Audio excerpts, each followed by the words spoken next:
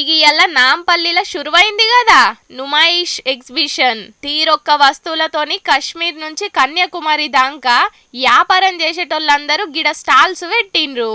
ఇక ఎల్లటి సంది ఫిబ్రవరి 15 దాకా మొత్తం 2500 స్టాల్స్ తోని ఎగ్జిబిషన్ నడిపిస్తారట. ఎంట్రీ టికెట్ ధరలు సుతం పోయిన ఏడాది లెక్కనే 40 రూపాయలే పెట్టిండ్రు.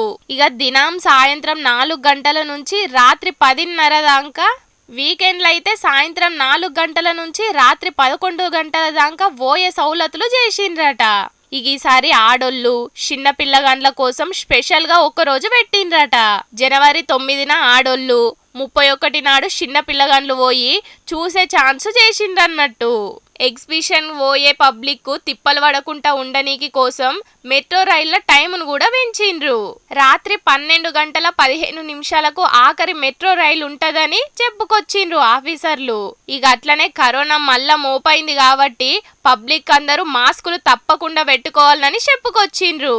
చూసిండ్రు కదా పబ్లిక్, నుమాయిష్ ఎగ్జిబిషన్ 46 రోజులు ఉంటది కాబట్టి అందరూ ఒక్కటే పారి పోయి ఆగం కాకుండా ఎవలకు వీలైనప్పుడు ఆళ్ళు పోన్రి.